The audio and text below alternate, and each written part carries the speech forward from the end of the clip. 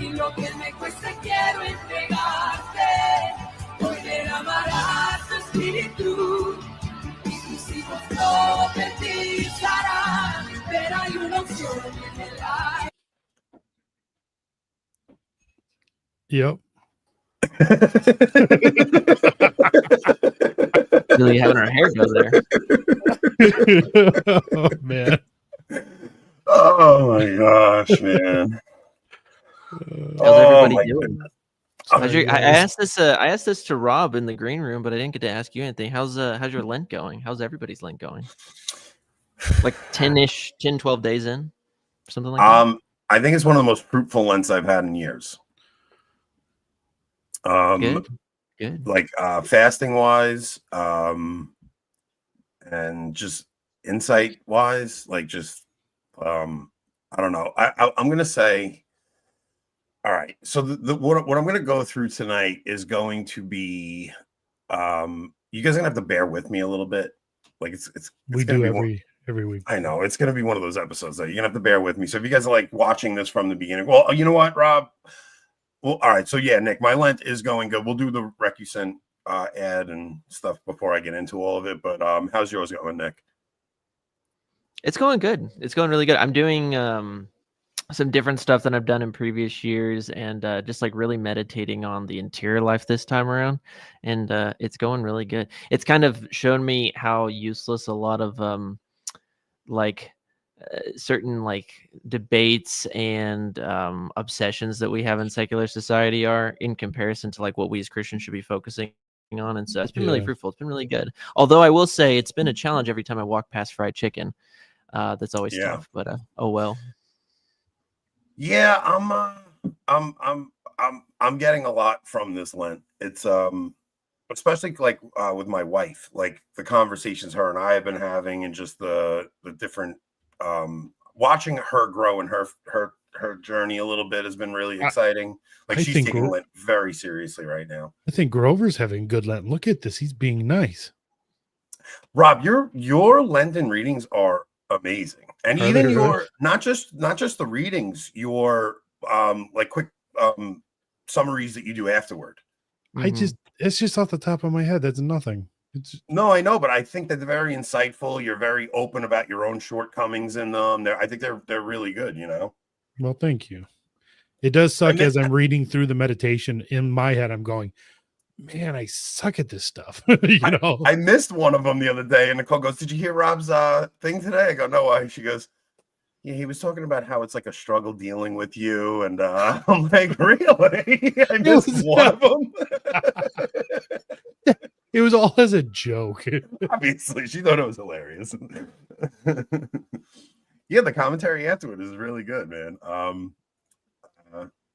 If I had it's already like 90 extra minutes every day into them. It's not just that. Like, I mean, for those of you that are watching them, like you're a small group, and that's the kind of the labor of love that goes into something like that. Where like Rob's dedicating an hour and a half a day into doing these, and 200 people watch, 300 people watch tops, you know, and it's like that's a little defeating when you're doing something like that. But I'm telling you, Rob, stay with them, because those of us that are watching them are getting something from them. Well, I'm glad to hear that. No, that's what it was. It was the way I pronounce Mount Tabor. Like I know everyone else is like Tabor. Tabor. Yeah. Right. So I'm like, Anthony, shut up. I know I say it because it's kind of a German thing, but yeah, you mispronounce a lot of words. Like okay, you know what? Rob can't say requisite. So all right, we're going to do the requisite sellers ad real quick. I was thinking about doing it in a do it in the Chinese accent. I was gonna do English, but it's I can't even do it. It's time to talk about our sponsor, Recusant Cellars. Recusant Cellars is a small Catholic winery in Washington State. They grow all their grapes themselves on their small farm, ensuring that every step of the process reflects the care and attention necessary for a truly high quality wine. Even if you're not really a wine person, their wines make very classy gifts for your family members, priests, or when you are wondering what to get that special someone who has everything. So if you are looking for a great way to support the channel as well as a small Catholic business, go check them out. Recusantcellars.com. That's RECUSANT, recusantcellars.com, and use code BASED25 at checkout to let them know we sent you. We are very grateful to them. They never put restrictions on anything we say, and they did say my jokes in the and they're video. still supporting us. So they said some of the jokes I made in the script I wrote for the video were a little cringe. Well, they were cringe, but they're not saying you can't. Yeah, but they kind of said don't say those. They don't, because I have a friend who was like, yeah, be careful getting sponsors, and I'm like, yeah, obviously, right? Because I'll never not say what I think because a sponsor doesn't want me to. But they are, you know what? If they feel they have to bail because we say something, that's on them. I would never blame anybody. I don't ask anybody to endorse my every thought and idea. I don't, that's for sure. Well, I think there's going to be a lot of disagreement tonight. So I have to back this up a little bit because my wife booked a trip for us this weekend where we went to we went to this place called Merlin's Cabin. Now it's the second time we've been there. The first time we went there was right before we did the Danielic Mystery series. Okay. I should have. So we went there the first time, and I got a call on the weekend. You almost from got Anthony. One. You almost got one Sunday. No, you told me to call you, remember? Yeah, but that was Monday. I gave you the weekend. I didn't call you on Sunday. Like I called Bobby and chewed Bobby's ear for an hour on Sunday. And I was like, all right, I'm not going to do this to Rob. Let him enjoy his weekend. I'll call him tomorrow and I'll talk to him tomorrow. Poor Bobby. I called Bobby. I'm like, dude, the world's ending. And he's like, what? We'll get there. Don't worry, guys. So the first time I went there, it's a place me and my wife go. There's no electric, no running water. And especially at nighttime, we just kind of light candles in the place. And like I tell her like stories from scripture, or like the first time I did it, I told her like the Christian story of how God's spirit covers the earth and subdues, all the demons, and the pagans all convert and the light of Christ goes throughout the world. And she was like, you need to tell this story on the podcast. So I wind up calling Rob and I'm like, hey, I think I'm going to try and take a crack at doing this. And he's like, all right, I'll do it with you. We both did some research on it and we kind of presented that series.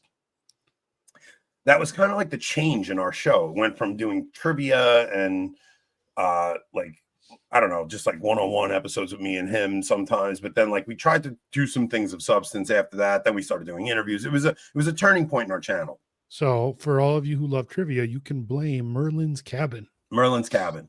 So that winds up culminating in my talk at the Canceled Priest Conference, where I then go through Cornelius Elapide's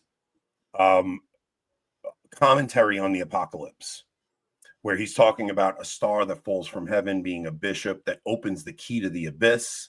Now, that star that falls from heaven has always been seen as a very high churchman who falls from his office, opens the key to the abyss, and the demons are released on the earth. Now, what bishop has the keys? So that whole talk is about how the Sanhedrin prefigures the high priest and the Sanhedrin prefigure the Pope and the bishops of today. And that what we're seeing today is something similar. And typologically, that's kind of how it would be fulfilled, because in the first century, Christ is betrayed by the hierarchy of that time, and they collude with Rome to betray the Christ. Something similar seems to be going on today. Now, I have this weekend booked. We're getting ready to go, and then the night before we go, we have Sam Shamoun on. And this fundamental question gets popped. Do Jews and Christians worship the same God? Now, Nick, how would you answer that? I would say no. And okay, if you want a longer explanation, the short of it is that First John is clear that he who does not have the Son does not have the Father, and he who has the Son has the Father also. So if when I was a kid, I would have answered the question in a broad way. Yes, I would have said, like most Americans, they just don't believe in Jesus, but they do believe in God the Father. And my position at the moment is I don't believe that that is the case. Yeah. So we have had this conversation on the show before. And I said, well, I guess you could say they worship the God of Abraham, Isaac, and Jacob, right? Like you could say that, right? So when we have Sam Shamoon on the other night, he says, no, you're misunderstanding what's going on there. And he makes us, like, we go through the whole word of the Lord thing, right? Like, so when I read John 1, it's the first time like the words of scripture come alive to me. And I see the word in the beginning was the word was with God, the word was God. And it's like, as I'm reading that, the words feel like they're coming alive on the page. Then I'm reading Jeremiah like a year or two later, and Jeremiah starts talking about the word of the Lord came to me, and something just in me with absolutely no like Bible commentary or so, I mean, I was a very new Christian. The same thing happened to me where it felt like the words were living and on the page. And I just knew it was a theophany deep in my heart. Like I just knew it was Christ coming to Jeremiah. I mean, Christ is the word of the Lord, right? So when I asked Sam about that, Sam then takes us through this whole thing, showing us all these theophanies in the Old Testament, and even how in Genesis, God says, let us create man in our image. And he's speaking to the son at that time. And it's like something finally clicked for me that I never recognized before. And it is that the Old Testament saints and patriarchs worship the Trinity. Like Abraham did not understand that God was a plurality. So Abraham says, the word of the Lord came to me in a vision.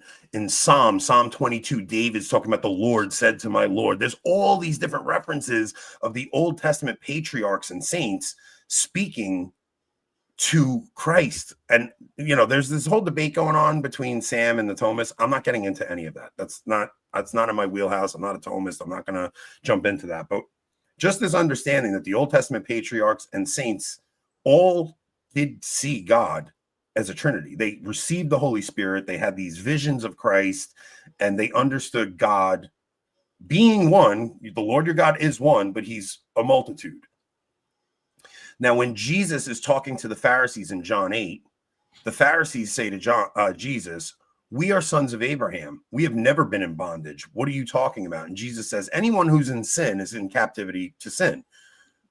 If you were sons of Abraham, you would not be trying to kill me. You would be doing as Abraham did, implying that Abraham saw him and did not try to kill him.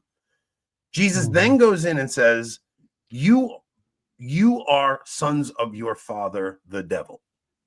Okay. This is like really important. I got to see what verse it's in. It's John 8:44. 44. You are of your father, the devil, and your will is to do your father's desires. He was a murderer from the beginning and has nothing to do with the truth because there is no truth in him. When he lies, he speaks according to his own nature, for he is a liar and the father of lies. This is Jesus talking to the Pharisees. When you actually understand what is happening in the church today, you can't separate it from the hierarchy presenting it as if we worship the same God as the Jews and the Muslims. Now, the Jews will say the Muslims worship the same God as them because they believe in a Unitarian God. They accuse us of polytheism because we believe in a Trinitarian God. So they agree they worship one God, a Unitarian God, but that God is the devil. Like that is like the thing that I've been sitting with the entire weekend. And then you see things like Cardinal Dolan coming out and saying, when he comes to give a Lenten message, he can't help himself, but mentions our Islamic brothers who are celebrating Ramadan. When you see Francis installing Hollerich in Washington, D.C., the most important diocese in America. McElroy, I'm sorry, not Hollerich. Hollerich's German. McElroy in D.C., and when you see Supich doing the same exact thing as Dolan, talking about going to an iftar service, and what we are talking about is a hostile takeover of the Catholic Church by godless men who are trying to get us to worship the devil. This started at the council. It started before that, but But But yeah, it the council culminated was, in the council yes. with Nostra Aetate, Lumen Gentium, and Dignitatis Humanae. Yep. Like, I never really understood the objections to those documents because I always read them as the hierarchy was just so. Even the Assisi meetings, I never saw them as what they really were. I always saw them as John Paul II was just trying to get us to not see ourselves as conquerors anymore and to live in peace with the other religions. Okay. Rob said he'll be right back.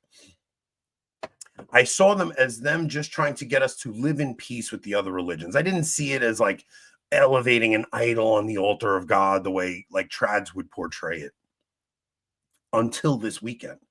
And when I started really thinking about this story, and I took my wife through where I had left off with her at the last time we had gone to this place and kind of brought her through what we're dealing with today. And it made me really think about what are the Pope-splainers doing? To me, they're doing the work of the devil. Like it's actually doing the work of the devil because trying to downplay the severity of the things that we're seeing in the hierarchy is evil. Like this is not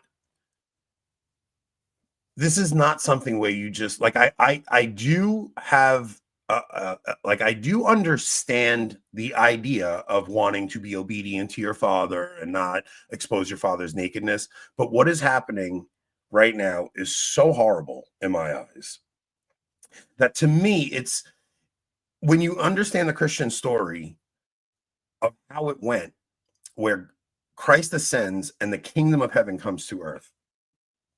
God's spirit covers the earth. The pagan gods are literally locked up, and God's like the nations all worship Christ. And what you have now is this hostile takeover of the Catholic Church by these godless men who worship the devil. To me, it's the end of the story. Like I know we always talk about like, is this a type of something? I don't see it as a type anymore. What I'm seeing happening in the world, even the figure of Trump, like when I put what's happening in the church alongside what's happening in the world, to me, I'm fully convinced that we are going to war with Russia. Like, I don't think Trump is getting us out of anything. I think that everything is going to get insanely chaotic going forward. I think before the end of Trump's term, the world will be at full-scale war. I don't think this is anything. There's no possible way to save our country because our country is godless. And the only actual way to save our country is if every single person donned sackcloth and ashes, did penance, and begged God's forgiveness. We don't have anybody willing to do that. Maybe some of the laity are praying their rosary and doing small penances, especially during Lent, but it's nothing coming from the top where we're recognizing that our idols are sodomy, the LGBT, money. Like we are the most evil empire that has existed since the Roman Empire. And this is kind of where I'm at. And I don't see any possibility of God allowing Trump to restore our nation, not because of Trump. It's not like I think Trump is going to do these things. It's that there is so many evil forces at work. It's almost out of his hands. It's almost beyond his control. I don't care what he does. These things are set in motion and they can't be stopped. And I was actually, when Rob comes back, we're going to play a video because I came back across a video of Raymond Arroyo talking to Cardinal Mueller. And Cardinal Mueller actually says to Raymond Arroyo when they were talking about the synod, he goes, no, we're talking about a hostile takeover of the Catholic Church. Like this isn't just because we've always had those odd cardinals and bishops here and there who were heretics. It's always been the case throughout church history. You've always had those evil men in the hierarchy, but there was something holding them back from trying to put these things into practice and into our doctrine, right? Like Nick, everything you always say to me about like, no, we have like a fundamental breakdown in our doctrine at this point. Like this isn't one of those things where you could just whitewash the council and you could just pretend these things don't exist. Like these things are so fundamentally problematic. To say that we worship the same God as the Jews is so problematic. This is not me trying to go and like drum up any hatred for anybody. It's a theological question. This is a theological question. Now, when we go to the other side, we're going to go over to locals and we're going to get into the Christ the King controversy. We're going to talk about the Philos Project or the Philos Project, whatever that is, because I watched that entire thing. I'm seeing the things I'm seeing. I think they're all part of what is happening right now. Like, I don't see those as coincidence. I see them all as part of this whole act that is playing out right now. And I don't know what the implications of this are. Like, I'm not like, I don't know what the implications of this are. I see all the things that are happening behind the scenes with Francis getting sick and everybody's like wondering, are we going to get a good pope next? Is he going to fix it? No. Like, we are actually talking about this attempt to take over the Catholic. Like, I don't see how that's not the end of the story arc, where the church really is the kingdom of heaven come to earth, and then there is an attempt to take it over by men. Now, we know in Daniel it says our sovereignty will never pass to another people. It's the gates of hell will not prevail, right? But holy crap, the gates of hell are here. Like, we are, the gates of hell are literally at the door right now. And I think that this is the diabolical disorientation. Now, I know Gideon doesn't agree with me. If you must believe the Trinity to believe the same God, then you must either supernaturalize knowledge of God or naturalize knowledge of the Trinity. No, we're not talking about coming to the natural knowledge of there being one God. Yes, you can know there is one God from natural reason. We're talking about who we worship. And Jesus tells us straight out, you worship your father, the devil. Like, I'm sorry, there is no scenario where we worship the same deity as the Jews do. It's just they don't.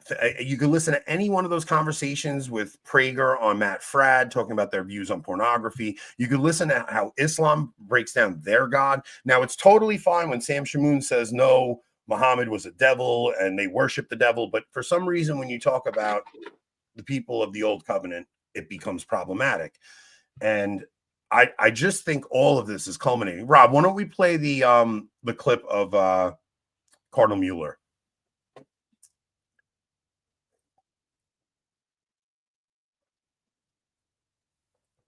Okay, so why blackpill this hard? I'm not blackpilling.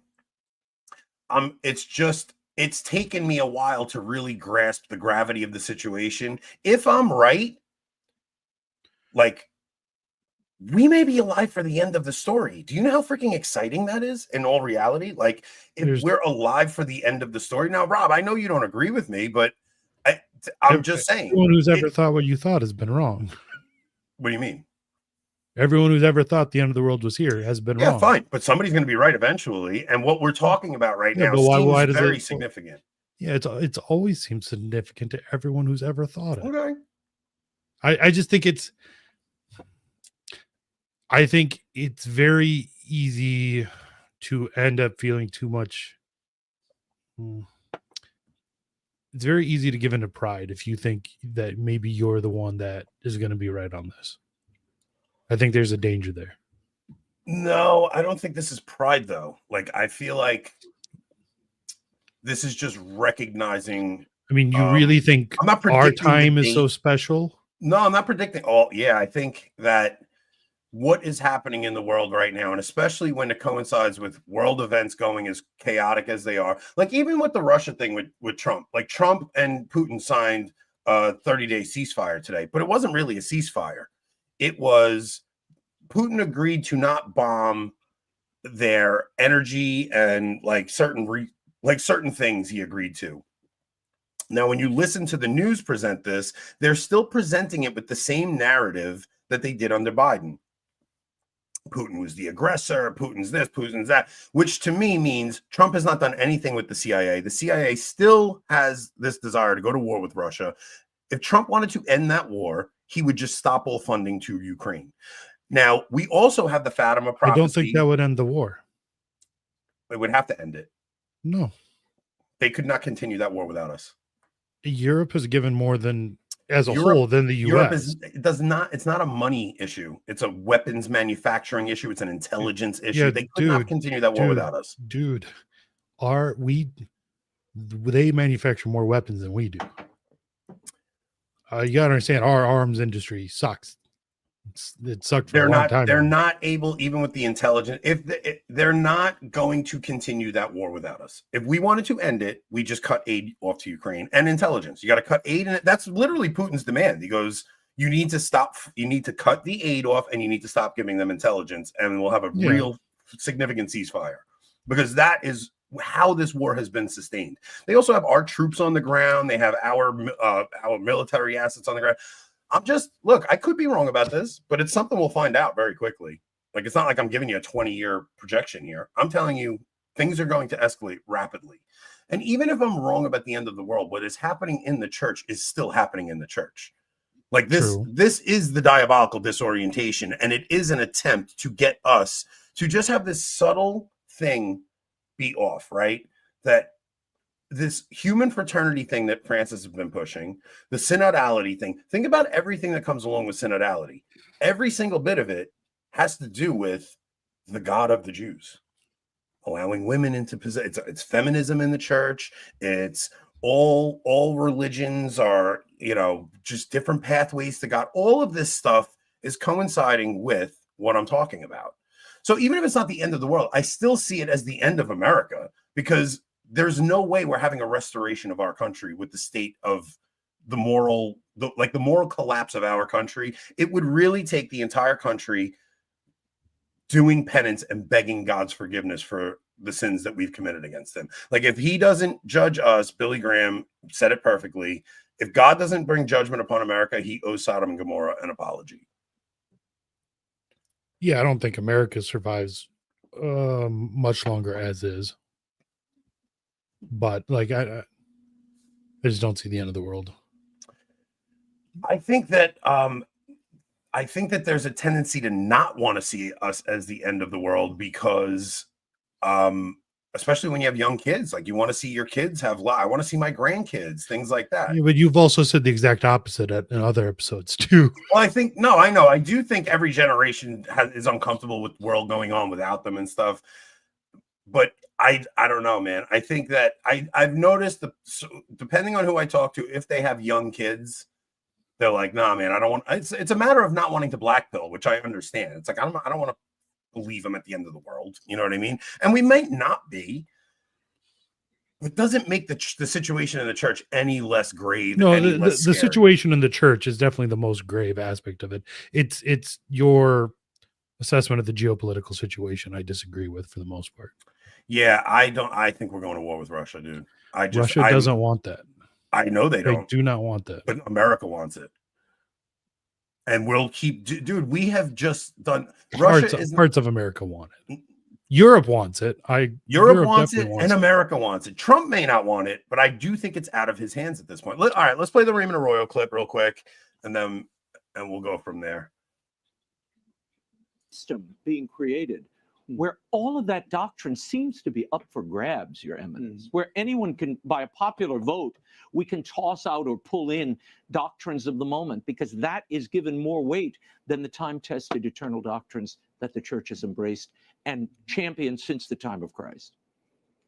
The basis of the church is the word of God, is a revelation, and not our strange reflections about this and this things. This is a system of self-revelation, and is the occupation of the Catholic Church is a hostile takeover of the Church of Jesus Christ, which is a column of the truth, of the revealed truth. And if you look only one page or read one page of the gospel of the gospels, for the gospels of the letters of the apostles, you see that it's nothing to do with Jesus Christ, with the triune God, and they think the doctrine is only like a program of a political party who can change it according to their voters. That's it. And that's what's going on, right? And I still take into account that the mass was shut down worldwide under Trump. Yeah. Like, I can't get that out of my head. like that as a prefigurement to what is to come, because we know that the holy sacrifice will stop for 3.5 years under Antichrist. I'm not saying Trump is the Antichrist, but he could be laying the groundwork for him. And you could say that about every political leader over the last maybe 2,000 years. but nobody has ever had them like the under Trump, the government told the church to shut the sacrifice down, and they listened. That's on the church. Of course, that's on the church. Of course, it is. And the government did not tell them to do it all places. In a few states, sure. But that's on the church. I'm not a fan of Trump, but you can't lay that at Trump. I'm not laying it on Trump. I'm saying it happened under Trump's watch. Okay. The point about the church is that the church is in such a state that it willingly went along with it. Yeah. And that is what I'm talking about. Like, at no point in time did any of the bishops stand up and say no to this. And the thing is, we're also talking about any bishop who stands up and says the truth gets pulled out. Like, you get a Bishop Strickland gets pulled out for even saying anything. Mm-hmm. Like, he didn't deny Francis as the Pope. He didn't do any of that. He just started saying, what the heck is going on here? Oh, we got somebody speaking out of turn. Get him out. And let's go stick somebody in who's going to go and toe the line that we want. How Rob and Anthony balance each other is what makes us. But yeah, listen. So before we talked about this tonight, like, I called Rob on the phone and kind of ran this by him, and he's like, "Nah, I don't agree." I'm like, "Rob, push back on me, please," because, like, first of all, I don't want anybody like taking what I say as like I'm trying to hammer out some ideas here. I'm just telling you what my weekend was, and it was just like, dude, do you know how hard it was to come to the decision to talk about this on air?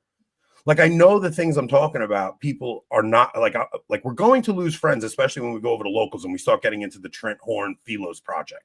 Like, that's what I wanted. That's what I'm more excited about. Because we're going to, and we're going to talk about, I mean, even Matt Fradd putting out his tweet. It's almost like this coordinated effort. You have all this crap going on in the culture with Christ is King. Like, I don't think any of this is a coincidence. I think all of it, there people like, I know Gideon disagrees with me, and that's okay. Like, we're allowed to disagree. I'm not like pushing hatred for a people here. I'm talking about a theological issue. The whole thing I'm seeing, like, that I feel like the church is afraid to talk about now. And a lot of it, look, we're going to talk to Father Maudsley coming up soon, and I couldn't really understand what he was doing with all of his videos. And I'm like, why is he going down this road? Like, it just seemed like he was just really going down this road kind of crazy. Like, what is he doing? But I think what he's doing is showing that if this thing was a lie, if this event in World War II is a lie, it has completely like put people under a trance, and especially in the church, to the point where they started writing documents based on this thing. Right now, I don't know if it's a lie. I'm not saying it is. I guess my thing with Father Maudsley, with the videos he's been doing is, to me, it comes off as a little imprudent, not because we shouldn't search for the truth, because we definitely should, but because in this case, whether it was the truth or was a lie or some weird combination of the two, it doesn't, I mean, it obviously the truth matters, but the fact that it's been used in the way it has, it matters more than whether or not it was made up or not. Yeah.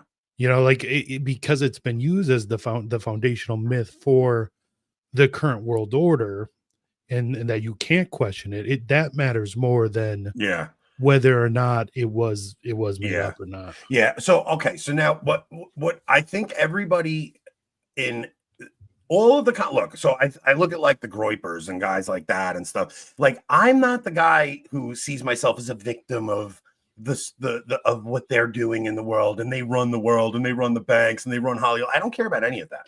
It's like, if I didn't see it on Twitter every day, I wouldn't hardly ever even think about it. Never. And I'm not a victim to anything. I have agency.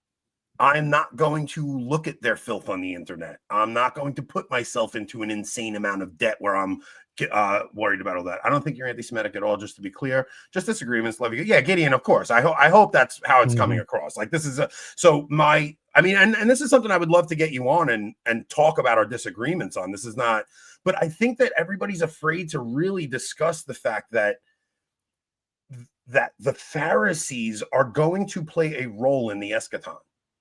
Okay? Like they still do play a role in salvation history, and there's going to be a deception that happens, and you're going to see it much like it happened in the first century, where this goes back to that talk at the Cancel Priest Conference, where the hierarchy of the first century colludes with Rome to crucify the church, and you're going to see that same spirit in the hierarchy at the end times looking to crucify Christ once again. And that's just the pattern I'm seeing emerging. Now, that could be a type, but it just seems too big this time for it to be a type. It's like I just don't see, I see it getting so bad that the only way out of this is a dramatic act from God. It's the only way I see our way out of this. It's just, Nick, you even talk about all the time, like there are like fundamental doctrinal issues in the church right now. This is not a matter of getting a Benedict the 17th in and just giving us back the mass. Like this is, we're broken as Catholics. When we're arguing with Protestants online and defending the Catholic faith, you're defending a faith that no longer exists in its present form under the hierarchy. They are presenting a totally different Catholic faith than we believe in. And I'm sorry, this has been a very difficult thing for me to say about Francis. Francis does not believe the same faith as me. So either he's not Catholic or I'm not Catholic. See, I don't have a problem admitting that. I'm not going to judge him as his soul or him as the Pope. Yeah, that's clearly I don't believe the same faith as him. The thing is, I ran this by a bunch of people who I trust. They push back on certain things, but not one of you pushed back on my analysis of the hierarchy. Right. So like world events, yes. Like Rob's like, nah, like I see things differently. And I'm fine with that. Like I'm not Nostradamus. Like I'm not or a prophet. You know what I mean? I'm not a prophet. Hold on. We should do an episode on Nostradamus just for fun someday. Yeah, that actually would be fun. But I'm not a prophet. I'm not telling you guys I had some vision from God showing me this is going to happen. This is an intuition I have, right? And it has come through prayer. Aaron. Oh, I missed it. You got it, Rob. This is more of an intuition, and I'm not even kidding. I had to sit with God for a while about this, because when this kind of hit me, I was like, God, what are you asking me to do? Are you asking me to announce the end of the world? Like, what the hell are you asking of me? I'm gonna sound like a complete lunatic to everybody, because I've been so measured on this thing, on this area for a pretty long time. I have been pretty measured about this. With my analysis of Francis and whether he's the Pope or not. I have to talk you down off the edge of the end of the world about every 6 to 8 months. I don't think so. I do know quite a few people who, like, listen, I called up I've been measured in my analysis of Francis, not because I didn't have my feelings about him, because I didn't want anybody being led by something I said, but just the way this all kind of came together this weekend was just like, I kind of have to just get this off my chest, because what I'm seeing seems very, very serious to me. And it's not just something where it's like, oh, maybe we'll get a good Pope next, and he'll write some papal bulls like Trump is doing with executive orders. That's not happening. Things are too far gone at this point, in my opinion. And a lot of that has to do with the things that Nick has talked about. Nick, go ahead. Give me some feedback. Rip into him. Come on, just do it. Yeah. No, I genuinely just wanted to hear him out, like get a more full picture of what he was trying to propose. Yeah, so I would say you've raised two issues, theology and politics. In the world of theology, it's always really hard to determine when the end of the world will be and the signs that come to us, aside from what our Lord tells us in Scripture. And if people want more of a full measure on what the church teaches about the end of the world, even though it's kind of meme-ish of me, but honestly, just go and consult a manual on the end of the world, on the four last things, right? Not just death, judgment, heaven, and hell, but also the signs of the eschaton, the signs of the end of the world. I think that when it comes to that, though, I would say I would agree in I'll tell you what I agree with first. So what I agree with first is I think that the church has lost her way. And when I say the church, not the doctrinal heads of the church, not the church's teaching or magisterium, but the figures inside of the church are men, and because we are fallible men, we can fall into error. And it leads me into a place of great, I would say, sorrow, because at the end of the day, it's like our Lord is the one who was flogged, who was nailed to a cross, who was spat upon for the salvation of souls. And yet we do see individuals who treat Christ as if he is just one of many options. It's like the famous, the privileged way to heaven. And I don't think that Christ is the privileged way to heaven. I think that we are privileged in the sense that we are saved and we don't deserve salvation. And he's the one who wants to save us. And then, so I would agree with you there. And do I think that Pope Francis and the hierarchy ultimately teach a different faith? I would say yes.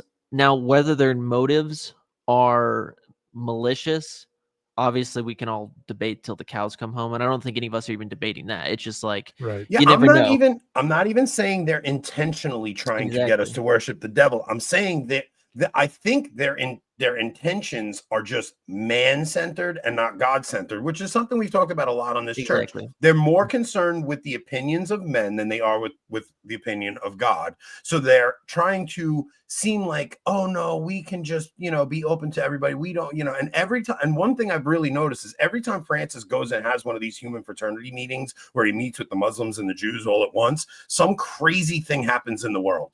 Like some really violent event by Muslims happens somewhere.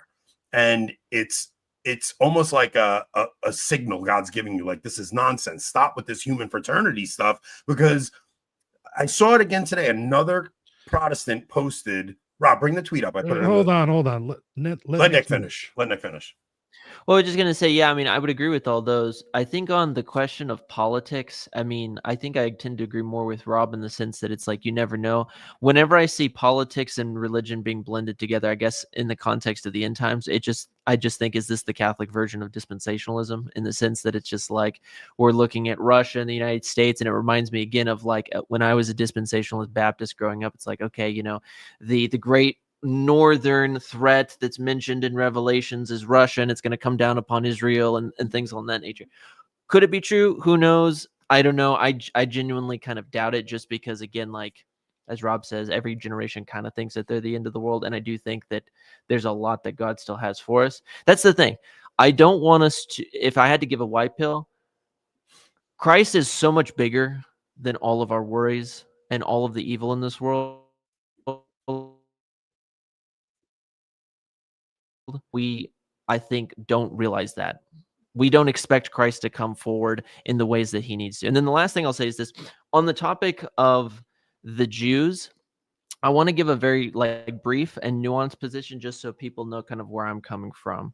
So I believe that when it comes to it, like, Christ's desire is for all people to be saved. From the book of Romans, right? It's like the Jew and the Gentile, we can all be one in Christ. That's Christ's desire. I believe that Christ is the only way to the Father. Do I believe that the Jews have a right to their own homeland? I have kind of mixed opinions. The fact that the state of Israel exists at the moment, it's like, well, they exist, and There's I a don't know where difference in you. saying they have a right to exist and saying they have a divine right to exist. Yeah, I don't think that the state of Israel has a divine right to exist. No, in they the sense don't. of just the fact that naturally they exist at the present time. Where would they go? It's just like, yeah, sure, you guys can. I do we think they can't have. undo the last century of history. You know what I mean? Exactly. That's kind of what I'm trying to convey. I'm okay with that.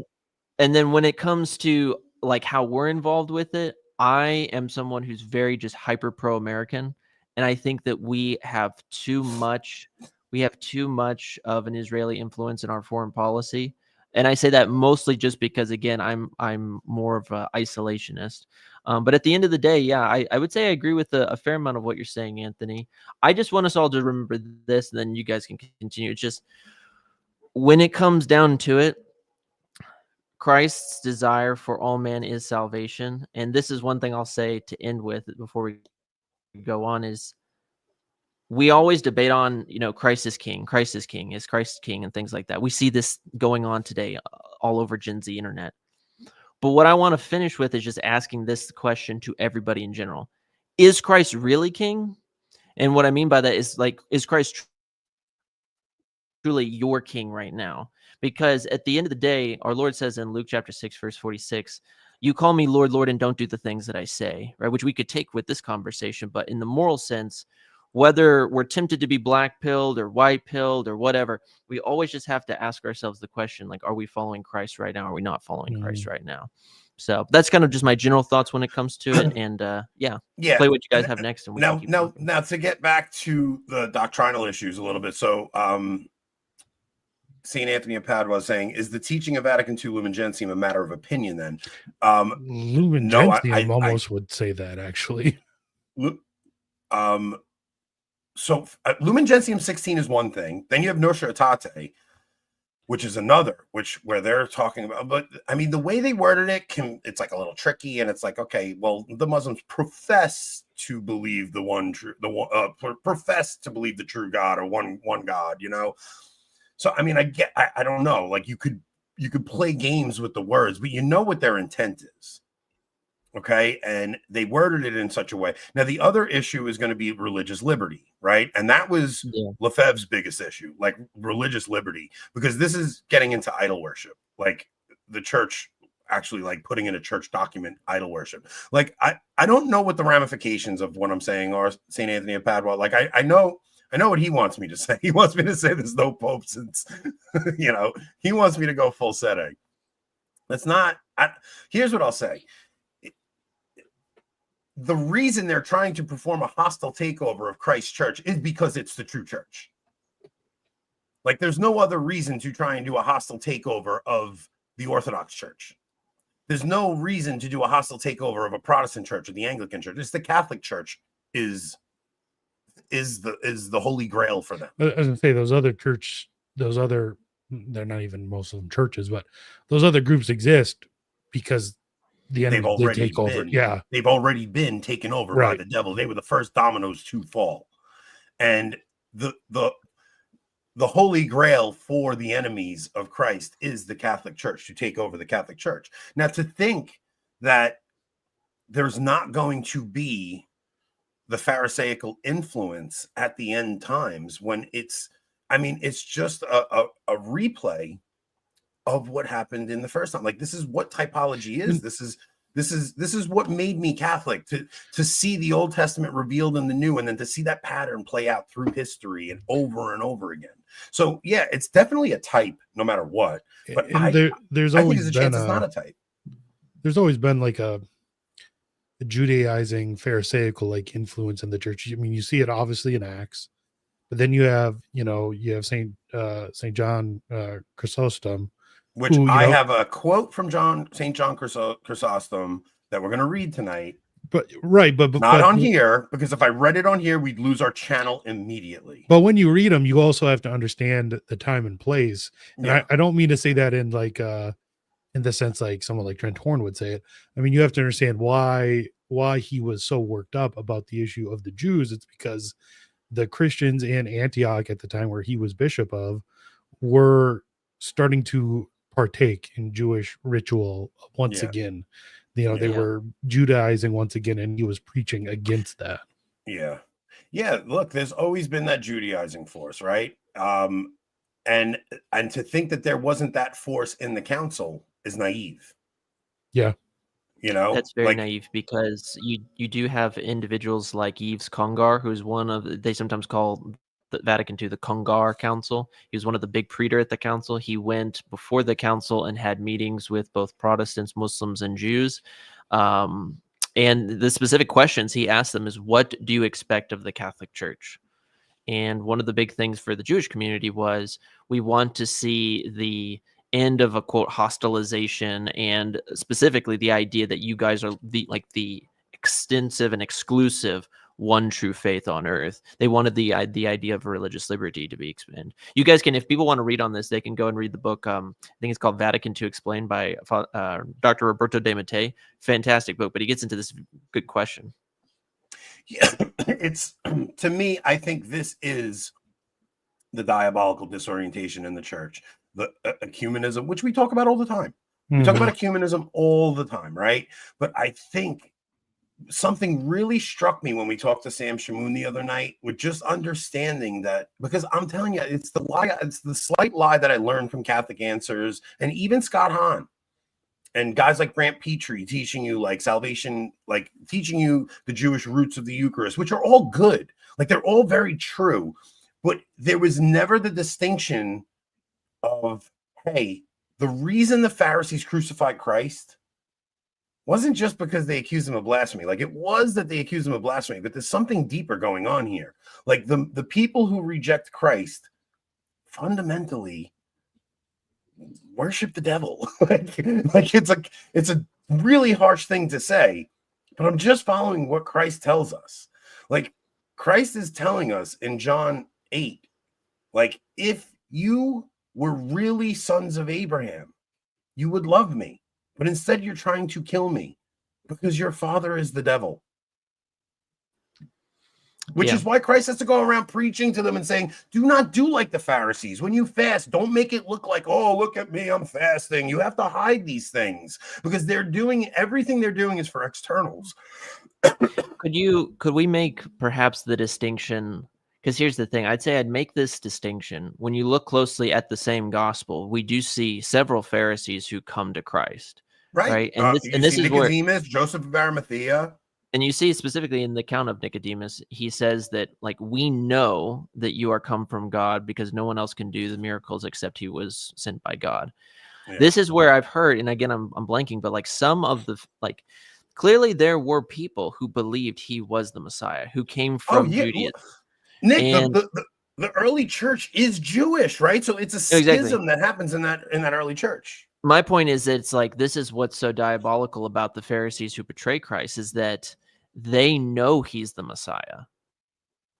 Because think about this. It's like you look at the account of Judas, and it says like when he received communion, right, and then he left, Satan entered into him. And it's like, okay, if Satan entered into him to betray him, then it's like, why would it not follow through then the people who knew that he was the Messiah? It reminds me of, I think it's St. Alphonsus Liguori when he talks about this in The Way of the Cross. If you guys are doing that this Lent, it's like the second or third fall, where it's like the Jewish leaders know that Christ is the Messiah, and they know he's close to death. Oh wait, no, it's when they get Joseph. Maybe it is Joseph of Arimathea. The gentleman. Is it Simon of Cyrene who helps him with the cross? Yes. Anyway, Simon of Cyrene helps him with the cross. Yeah. Yeah, they force him, and the reason St. Alphonsus says they force him is that they knew that he was about to die, and they just wanted to prolong his agony. They wanted to prolong his suffering. It's just very, very diabolical. Yeah, they knew he was the Messiah. They didn't want him as the Messiah, right? And the thing that people have to understand is that the Jews have a schism. Half the church, half of them continue on with the promises of the covenant, and they become it's like the early church is Jewish. Yeah, the law. So they receive the covenant. It's not, and then they bring that covenant to the Gentiles. It's not like God tosses the Jews aside and just goes to the Gentiles. No, Jesus throughout his whole mission is, I'm bringing back the lost children of Israel. I'm bringing back the lost sheep of Israel. So he's going to Samaria. Like the Samaritans, you have to understand, the Samaritans are Jewish heretics, right? So they have the 5 books of Moses, but they're part of the 10 northern tribes that break off and they introduce idol worship into them. So Jesus is even going after the remnant he preserved in those 10 northern kingdoms, bringing them back in. And the way God actually unites the 12 tribes of Israel is by converting the Gentiles, because those 10 northern tribes were dispersed amongst the nations, so much so that they become Gentiles. And the only way to gather those Jews who were dispersed amongst the Gentiles is to convert the Gentiles. And that's how God reunites the 12 lost tribes of Israel.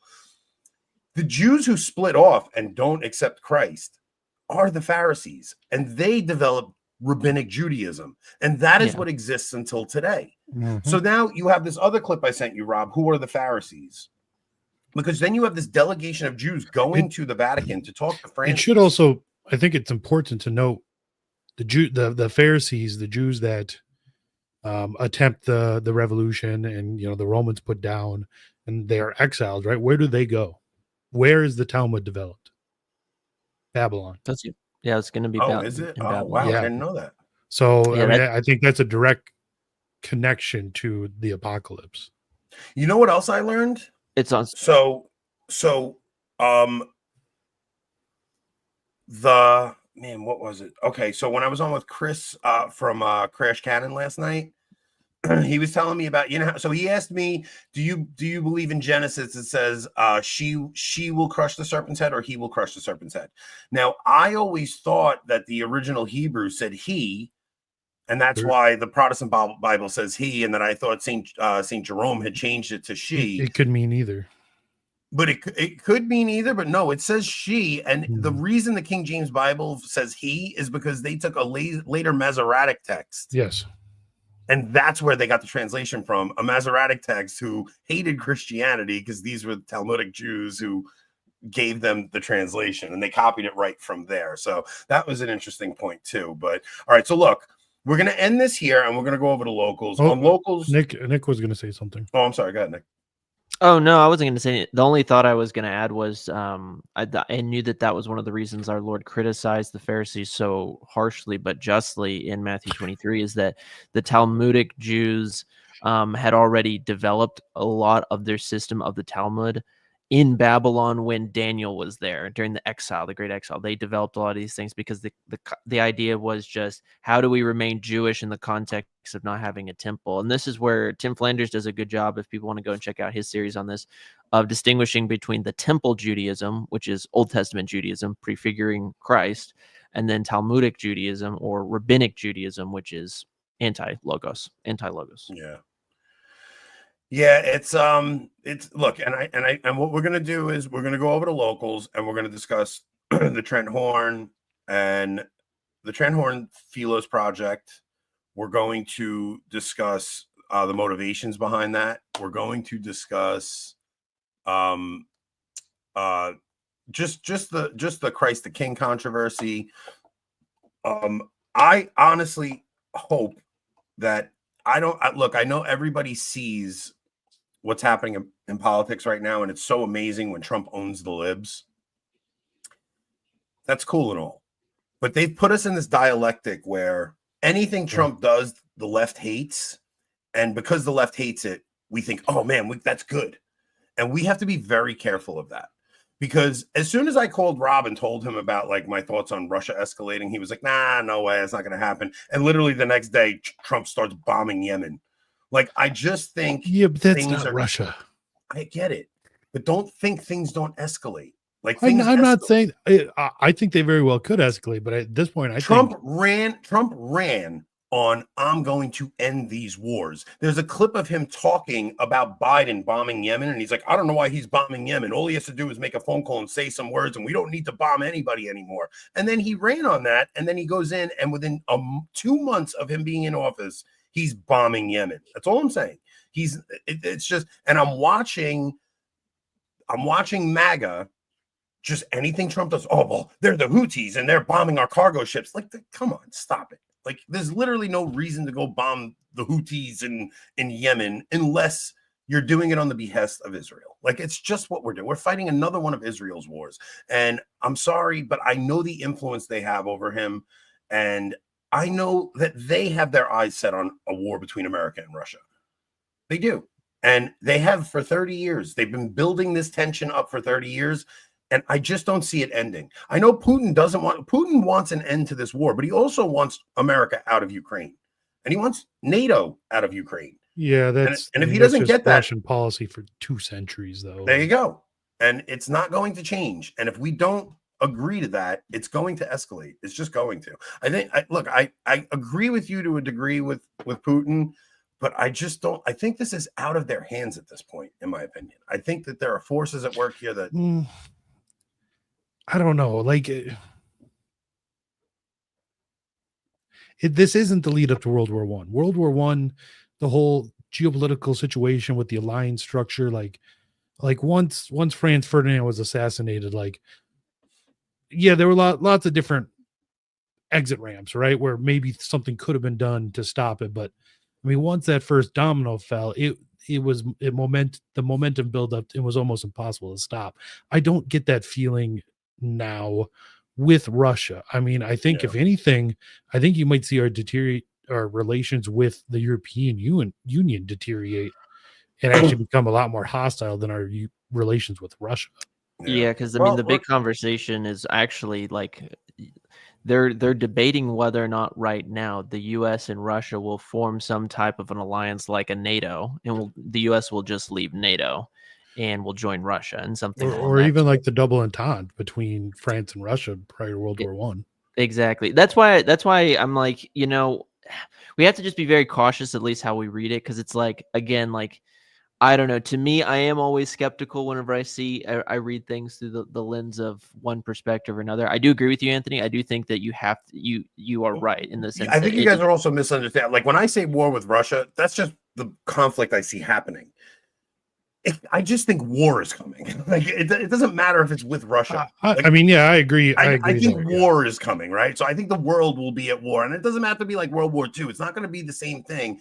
I just see calamitous events coming, and I mean, I hope you guys are right on this. I don't want to be right on this. I'm not. I told you, I'm not trying to predict the future here. I'm just telling you what my gut is telling me, and